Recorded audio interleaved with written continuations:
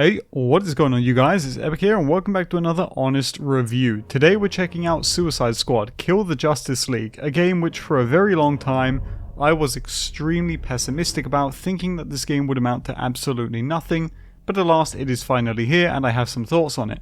Now, unlike other reviews we've done on the channel where we often have our review codes provided by the publisher, this one I did not. I actually bought this with my own money. I spent the $90 to get it in early access and play it. I was actually very excited for Suicide Squad, and I'm pleased to say that the game lived up to my expectations and actually surpassed them.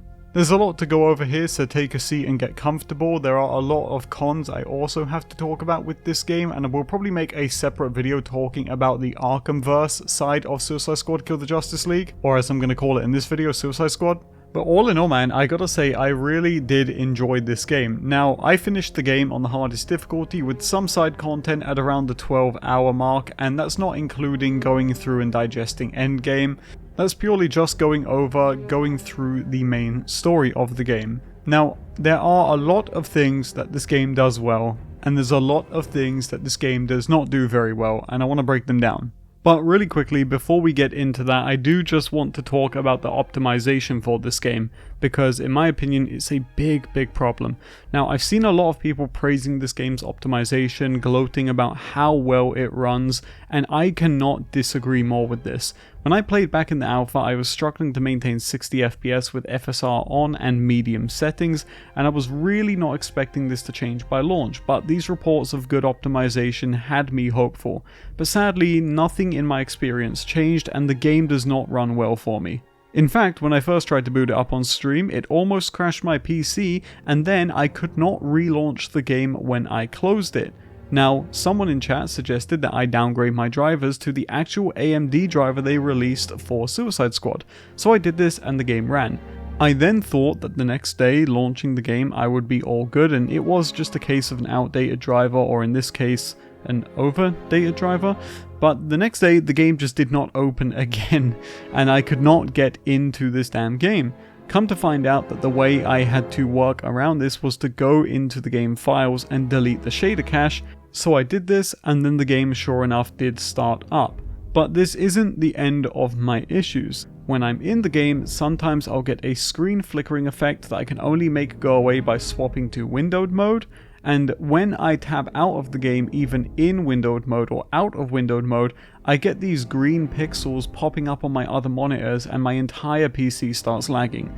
Now, I think this is only an AMD issue, as I've seen other people have the same problem here, and I haven't heard many reports from AMD users, so let me know in the comment section down below. But I really wanted to mention that just because I'm sure other people are going to encounter this, and I've been having the same issues. So I don't agree that this game is well optimized. Even when it does run, I struggle to meet 60 frames on medium with FSR. And yeah, I don't think it's well optimized. It doesn't run well for me. And especially when you add co-op players into the mix with all of their crazy items, the game just does not run well. But with that being said, let's get into the story, and I'll give you a formal spoiler warning. Yes, this review is going to contain heavy story spoilers. We're pulling no punches. First of all, let's talk about the overall writing of the game. Now, excluding the Arkhamverse stuff aside, which we'll get to soon, the actual story of this game and the writing of the characters I thought was pretty damn good. There is not many times in gaming where companies will go for this over-the-top rambunctious banter between teammates and it isn't cringy and it just comes off as really smooth, but I felt like they accomplished that pretty damn well in this game. There's a lot of scenes in Suicide Squad where it doesn't feel too over the top and it doesn't feel too cringy. The banter between the people in your squad, and I'm going to say that now because I know they're adding more characters down the line, actually does feel fairly natural and believable, and the voice acting is really well done. The characters are also actually interesting in this game, which really helps them out. You've got characters like the Flash, Lex Luthor, Green Lantern, Superman, and obviously all of the anti-heroes here as well, and they are all interesting and unique in their own way. The playable characters aren't just thrown to the side and left out of the story, they actually blend in and have their own interactions and their own standoffs within story cutscenes, and it really does feel like they're involving the player in the game. Amanda Waller is a total demon, and I disliked her very much throughout the story. and not in a way that she was poorly written, but in a way which I feel the writers probably wanted to get across. They made me hate her, and I really did hate her. I did not like Amanda Waller. Numerous times throughout the story I tried to kill her myself, but I could not. And I think they did a good job with that character overall. She's got good development in the story. She slowly becomes more and more unhinged, and I really like that. Now, of course, there is a huge elephant in the room here, and it's a massive outlier to this praise that I've just given the story, and it's what they've done with the Arkhamverse. Now, I'm going to have a dedicated video coming out on this where I can just rant and rage on it, because I don't want to derail away from this review and the overall message, which is that I enjoyed the game, but I do think a dedicated video needs to be made on the absolute murdering of the Arkhamverse franchise within Suicide Squad. I'll try to keep this as short and concise as I can without ranting on for 10 minutes here, but I do not understand why the Arkhamverse had to be canon in this universe. I don't know why this has to be canon to the Arkham universe. I don't know why the Arkham universe needs to be a part of this at all. They literally, in this game, set up the idea of an Elseworld, where there is an alternate universe where, for example, the Joker can exist as a completely different person with no ties to our current universe. And I don't get why they did not do that with all of the Arkham stuff they wanted to do. A game like Gotham Knights is a perfect example of this, where I felt the story was just absolutely piss poor, but luckily it wasn't canonical. But sadly, everything that happens here is canonical, and it does take place after Arkham Knight, and they do things in the story which completely removes and erases everything they built up and saved in Arkham Knight. The ending of Arkham Knight, I felt like, was the perfect send-off to Batman, and the fact that Rocksteady never came out and said anything about it left the fan base to think what they wanted to think about it and make up their own headcanon, and I thought that was the perfect send-off for that franchise if they never did another game. But after playing Suicide Squad, I can safely say that they take that and throw it out the window, which kind of stomps all over the legacy that game left behind. Now, I definitely don't think that just because a new game comes out, it ruins all of the previous games, but I do think if you're going to make something which is canonically a sequel to that game, whether it's in another world or not, once it's canonically a sequel to that game, you need to act accordingly, and by going into Suicide Squad and undoing everything Arkham Knight left us off on, I think is a slap in the face to Arkham fans. And this is sort of a preview for this video I'm going to do dedicated on this subject, so we'll cut this short here. But yeah, in a nutshell, I don't know why they made the Arkhamverse canon at all in this game, and I absolutely think that the decision to kill the Arkham Batman in this game is so unbelievably disgusting. And I think it was either done for a PR move to get people talking about the game, because if you've been on Twitter you know it's working, or it's an oversight by them at an attempt to get a cheap nostalgia pop, and I really don't know why they went with that decision in the end. But I don't think they should have, and I think it harms the game's story, which otherwise is actually very well written. There's a lot of points in the story of this game which I was very intrigued by, and a lot of cutscenes in the game which actually got a pop out of me. There were so many things in this game that I actually really enjoyed within the story, but it's hard for me as an Arkham fan to truly enjoy that and separate the art from the artist, so to speak here, when the other half of the game is spitting all over the Arkhamverse. But ultimately, if you don't care about the Arkhamverse and you've never played a Batman Arkham game, I think you'll have an absolute ball of a time with this game. So with that being said, let's segue into what I feel you will never be able to take away from Rocksteady with this game, and it is the gameplay. When I tell you this is some of the most fun gameplay I've had in a looter shooter in years, I am not kidding. The gameplay is like crack. I find myself consistently hooked on the gameplay of Suicide Squad, and I can't shake that feeling no matter how hard the game makes me want to. There's so many times in this game where I feel like, okay, well, I'm doing the same mission type I've done 20 times before, so why should I do it? And then I remember that the gameplay is just so incredibly addicting and fun that I just find myself mindlessly playing for hours and hours and hours on end. Every character feels very diverse in the way they move around the world. The traversal is incredibly smooth and clean and feels so natural, and everyone's got their own spin on it. Like Harley's is like a Spider-Man web swing, and Boomerang can teleport, and Big Shark can leap, and then Deadshot's got a jetpack, and there's so much diversity here and so much want to play the other characters after you're done with your one, that it feels like they've truly nailed that aspect of the game. The gunplay feels very nice. It feels very smooth. It feels very intuitive. They've got so many things in here for you to love about the gameplay, and I really think it ties into what they're going for here, which is a looter shooter, because it does feel like one. There are some caveats to this though, and I want to talk about them. So the first one I want to go into is the actual mission gameplay. While the gameplay of Suicide Squad is fun, the actual missions are so all over the place, I don't know what happened, but I do think I have a theory. So, in this game, there are what feels like 20 prefab mission types they've made, where you will either have to kill enemies to bring a shield down on a column, blow the column up, and then it disables the shield on a gun, and then you blow the gun up and you beat the mission, or you have to defend Poison Ivy's plant, or you have to kill enemies, pick up things they drop, take them to this bubble and then detonate the bubble, or an escort the payload mission. And these missions are essentially copy-pasted all over the world, and I think that's fine. I don't think it's a deal breaker. I think for some people it might be, but for me it's definitely not, because again the gameplay keeps me hooked there. But what is really weird about this is that there's never really times in the game, or at least there's very few times in the game's story, where they deviate from this and go into unique mission design. A lot of the main story progression is just doing these re-rolled mission types all over the world. And it feels very weird, and it gets very repetitive very quickly. Now again, what the expiry date is on that level of enjoyment is going to depend and vary player to player.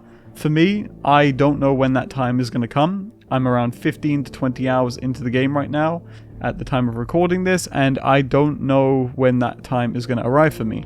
But it almost feels like to me Rocksteady had an idea for an open world with tons of activities that you can do with friends, because they really want to push the idea of co-op in this game, and it just doesn't feel like they knew how to separate that from the actual main story progression and go into more unique mission design. Because while it does exist in some scenarios, the Batman section being a major indicator of that, I thought that stuff was very, very well done.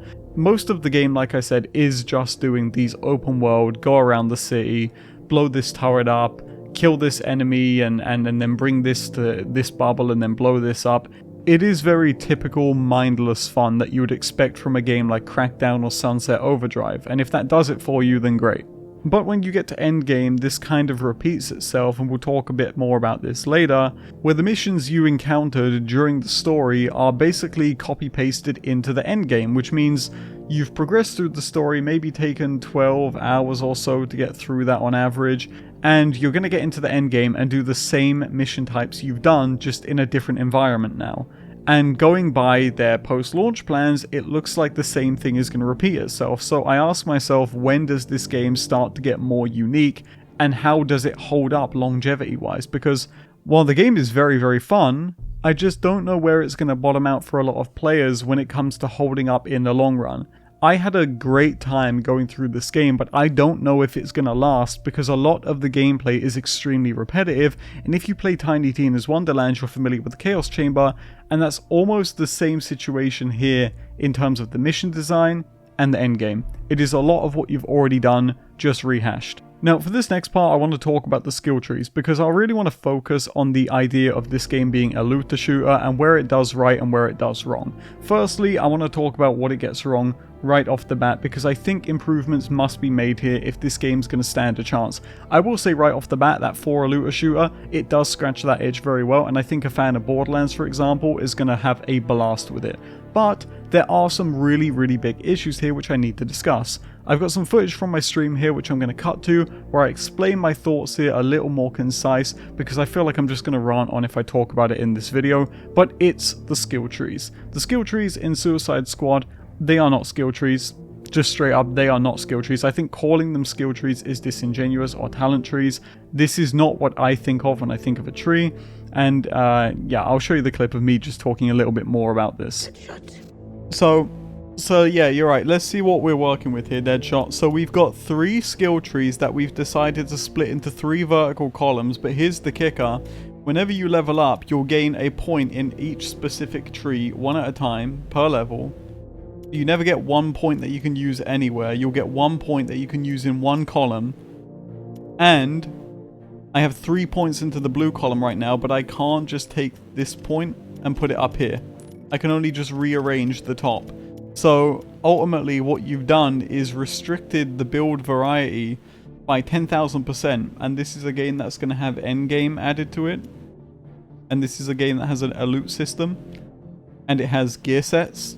The whole idea of your game is seemingly builds. And you have delivered the coup de grace here to killing build diversity by just absolutely restricting the player to the maximum degree here. I can't think of a more restrictive decision. What is the point of having 3 trees? Why is there 3 trees if you're gonna force my decision in each of them? Why not just have one big tree and then give me a point for each layer? Because that's basically what this is. So all in all, I really think going forward, if possible, a change needs to be made to these skill trees. Let me put at least the points in the purple tree wherever I want them in the purple tree, and let me put the points in general wherever I want them, and you'll have way more build diversity, way more endgame replayability, and just way more replayability in general, and more differences between people's characters. Right now, I don't know what the difference is between my Deadshot and someone else's Deadshot within the talent tree. Yes, the gear itself, the weapons we're using, the grenades and whatnot could be different, but how does our talent tree actually differentiate in the long run, aside from maybe the 1 of 3 skill choices we had to make? This is where games like Outriders and Borderlands really took advantage and set a standard for what should be progression and what should be diversity in these games, and it doesn't look like Suicide Squad is following suit, which for some people might be a good thing, but I do think this is a fundamental part of these games at this point which shouldn't be deviated and strayed away from, and they do it here. Now, the next thing I want to talk about is the loot economy. Now, to my knowledge, when I put this review out, it could be that I just somehow don't know about it, and I think if that's the case, it's an indication of the player experience in-game. I don't know how the damage of weapons and the scaling of weapons is supposed to work, but I do know that the loot economy in this game completely destroyed any progression I had. From level 2, I was getting legendary weapons dropped to me. It almost seems like it's a scripted event. When I was streaming my playthrough of this game on Twitch, my viewers would tell me that they were getting the exact same legendaries I were getting at the end of missions, which is basically every mission. In almost every mission that you play in this game, you will get a legendary as a reward. Sometimes you'll get something better than a legendary as a reward. And this is a major problem, because to my knowledge, there is no levels on weapons, meaning your damage on the weapon you've got never phases out. In fact, you're relying on stuff like the passive stats, which can be re-rolled and whatnot, to differentiate the gear you've got. But because there's no levels on weapons, or at least seemingly, you never have a weapon that falls off naturally. If it does fall off, it's because you found a legendary with a better ability on it, or better passives on it than the one you've already got in the event that it's a duplicate, and that's where you'll switch it out. Now, this is totally fine. If you're at endgame, this should be the case, and this should be how progression works. You should be looking to min-max your stuff by finding items that have better synergies for your builds. So in that front, the game works perfectly. The problem here is a simple balancing issue tied to the loot economy, where you are getting legendaries from the very get-go, meaning stuff like green weapons, blue weapons, and purple weapons don't matter, because they exist in the game, but I never used them during my playthrough. Why did I never use them? Well, because I never needed to use them. My legendary will be infinitely better because it has a unique stat. Doesn't matter how much damage the purple has, I am all about build crafting, and I can do a lot more damage with a build that has unique interactions than just a stat stick. So getting legendaries from the very get-go and getting them consistently through my playthrough meant that I never had any form of loot progression. I didn't start from a green and go to a blue, and I didn't get a blue and go to a purple and then eventually go to a legendary at endgame. I started at legendary, and I absolutely steamrolled my way through the campaign with this. I played on the hardest difficulty and I absolutely rolled it. And perhaps that wouldn't have happened if I didn't have legendary gear available to me. But the loot economy is so poorly balanced that this was the case, and I found absolutely zero value in green, blues, or purples. But this has a butterfly effect as well. There is a chain effect here, a ripple effect, which takes place. Because I don't care about greens, purples, or blues, it means that I never took the time to find out what was tied to them, like crafting materials. There are so many mini icons for crafting materials in this game, and I don't know what any of them are because I never took the time to find out what a green was dismantling into, a blue was dismantling into, or a purple dismantling into. This is the issue when you mess up your loot economy. You run the risk of players having oversights on the rest of the game. I have now completely overlooked the way their material system works, and unfortunately, unless I go in there and put external time into researching that, I'm never going to know because I never got to learn. So these two things I think are a big detriment to the game if it wants to be taken serious as a looter shooter. One of the other ones is when you get to the end of the game you have a squad tree, which is basically like a Paragon board where you get permanent upgrades for your squad, but there's nothing remotely interesting about it. It's just stat increases with no real ability gain at any milestone, so you could basically ignore that and never care about it. Of course, if you're going to get to the higher endgame levels, then yes, you're definitely going to want to be speccing into that, which people undoubtedly will, but it doesn't actually feel like there's anything tied to this tree which makes it stand out or makes it unique in any way. There are other looter shooter tropes that this game does do well though, like loot enemies in the world. They are actually very fun and very rewarding to go after also, which makes a difference from a game like Diablo 4 at launch, where when I'd kill a loot goblin, I'd get told to go f*** myself and that was it. Also, despite speaking about the loot system earlier and how I feel that the economy for it is horribly balanced, I must say that the loot in the game is actually very interesting and very unique. There are tons of synergies, there's gear sets, there is synergies with gear sets, which is a whole nother level of depth, and the post-launch plans show them just adding more and more endgame gear, and maybe even new endgame rarities eventually, which does it for me as a looter shooter fan, so that's something I want to commend them on, because I've seen a lot of games try to pull this off and fall flat on their face, and I don't think it happens here in Suicide Squad. Also, something I want to talk about, because I've seen it as a huge point of contention, is how unique the boss fights are in this game. I saw a lot of people talking about them not being unique, and this is an interesting topic because it's going to lead me into my next complaint with Suicide Squad, but first I want to commend the game because I do not agree with the consensus that the boss fights in this game are lazy or uninspired. I absolutely loved the boss fights in this game.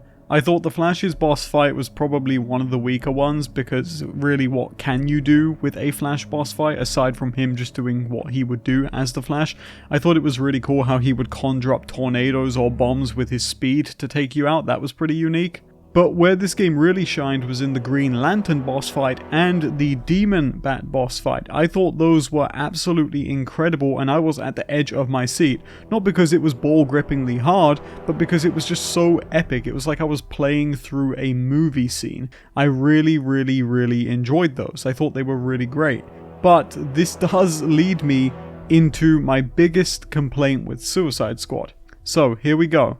I was having a really great time going through this game, and I was loving it after the Batman stuff, despite it being very bittersweet and me being incredibly angry at what they do to the Arkhamverse.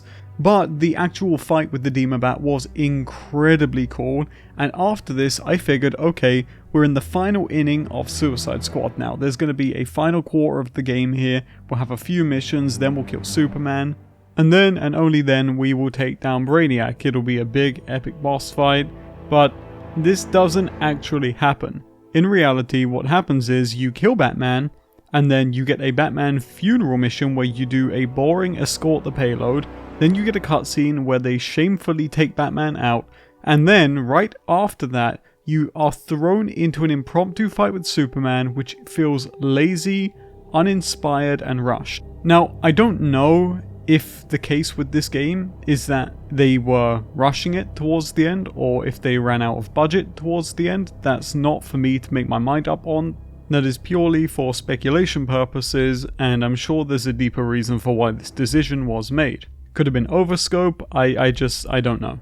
But the fight with Superman was extremely lousy, and it left me feeling like Batman was the true final boss of the game, because once you take down Superman, you are then basically told, hey, this is it. Go and do these endgame incursion missions, and then you can take out Braniac. So you do these missions, you go to fight Braniac, and there is just zero inspiration behind the fight.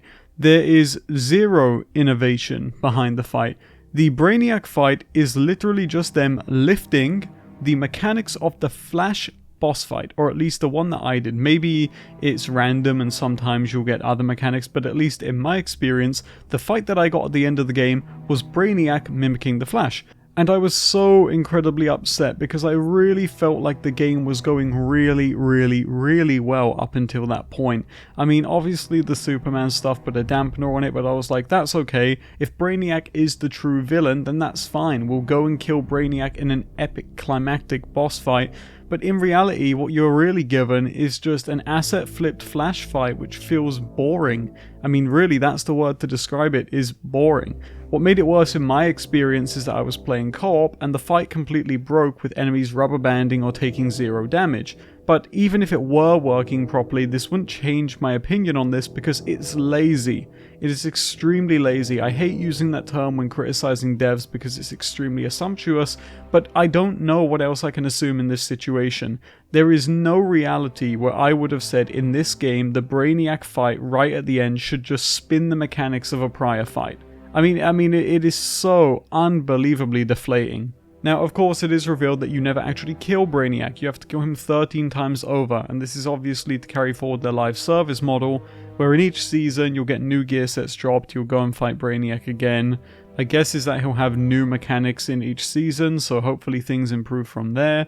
But I'll be honest with you, I don't think many people are going to play to that point, and not even at the fault of this game. A lot of people don't stick around for months on end with games anyway, and that is a very rare outlier, and it's important to make sure that we all agree that that is an anomaly within gaming, and that the vocal minority on Twitter or on YouTube that do that are in the minority. There are hundreds of thousands of gamers that won't even play this game halfway through, and they won't play half games even 10% way through. So it's important to remind everyone that regardless of how good this game was going to be, I don't think people are going to stick around to see the 7th Braniac anyway. So that's why it's so disappointing to me that the fight that we do get in-game is just so incredibly boring, lazy, uninspired, and anticlimactic. But with that being said, that is the game over with, and now we jump into Endgame. Now right off the bat, what I really enjoy about the game is once you actually get to beating it, there is still stuff to do in the world. There's missions to go and take down to get more loot or to unlock features that you currently don't have, and there's also world tiers that you can go up in difficulty to get better rewards as you play, further scaling and power creeping your game into the upper atmosphere of just tons of loot being thrown at you, and I really enjoy that. Now as for the actual endgame, it is all about the incursions, the Elseworld missions, and like I spoke about earlier, these are very much just what you've been doing through the story, but now it's on a situation where you need to pay currency at endgame to get into it, and then you're refighting it with modifiers. If you played the Chaos Chamber from Tiny Tina's Wonderlands, it is basically that. So yeah, you go in there, you pay currency, and you might fight enemies that explode on death, enemies that heal when they hit you, enemies that have to be killed with only crits, and that is basically the endgame model. Now, I have played it, and I do think it's fun, but I must say it is incredibly repetitive, and I don't think it's going to hold up for long. There needs to be some actual innovation here. They need to add some sort of strike system, unique missions that you can replay on higher difficulties that have unique loot drop chances in them, or maybe raid boss missions where you go in there and then you fight raid bosses. Something like, I don't know, like a huge behemoth with lasers on its back or something. I'm just spitballing here, but the point is the current design for these isn't very fun. A payload mission isn't going to be done 40 times over by the average player. They'll do 2 of them and decide it's not for them anymore. They don't enjoy standing by a truck for 40 minutes, and then they'll just lift up and go. That is how I see this playing out, and while I find it fun, I have to accept that I don't speak for everyone, and the majority of players are most likely not going to be hooked by this. Now, it's important to note that as I'm discussing all of these things here, there's a lot of cons I'm talking about, but I do want to let you know that regardless of what I'm saying, I did enjoy my time with Suicide Squad, and at the time of filming the review, I'm still playing it and still enjoying it. Now, will I be playing for a couple of months after launch? I don't know. I don't know that I will. I don't know that I won't. It's all going to depend on what they do to make this game more unique. But one thing that I will say about this game is that there was a ton of negative press around it when launch came about, and I just don't get why.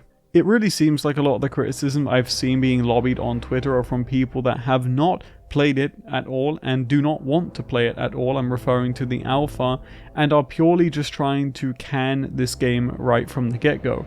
One of the people who are doing this and who've been very guilty of this is IGN. IGN's coverage of Suicide Squad has been nothing more than a lobotomized hit piece. They threw many claims against Suicide Squad and republished numerous negative pieces on Suicide Squad for seemingly no reason, to the point where it actually came to Warner Brothers refusing to send them a review code for the game, to which IGN would then go on to post an article with just a fake claim about the game being down on price before launch. And it's things like this which I feel have really hurt the reputation of this game before it's even got out the door. And so what I want to leave you with in this review more than anything, and I know I'll catch flack for this, but that's totally fine, is that regardless of what I think about Suicide Squad, and regardless of what I think you think about Suicide Squad, ultimately what I feel is going to happen with this game is that it will last maybe a couple of weeks or a month or two at best before it falls off, and only the real people playing at that point are the core community who really do want to support it. Now, while this does happen with a lot of games, the reason why I think it's going to happen on a concentrated level with Suicide Squad is because the internet wants to hate this game. That is ultimately what I think. And I'm so glad that I wasn't provided a review code for this video, because if I did, people would just call me a mega shill. And I'm sure they'll do that regardless with this video and the thoughts that I've outlined inside of it. But ultimately, I do want to make that abundantly clear. I wholeheartedly believe that regardless of what happens with this game after launch, the internet has decided it will die, and as such it will die. Now, I'm not going to go into a discussion of why I think that's harmful for the gaming industry. I just want to leave you with that thought right there before you jump into this and decide to run with someone else's opinions and decide to go in there with negative connotation and let that affect the way you enjoy the game. But with that being said, that's going to do it with my review of Suicide Squad: Kill the Justice League. Thank you guys so much for watching. If you hop into the game, I hope you have a good time. And if you don't have a good time, let me know what you don't like about the game in the comment section down below. It'd be very interesting to get some other perspectives on this. But yes, with that being said, thank you for watching, and I'll check you in the next one.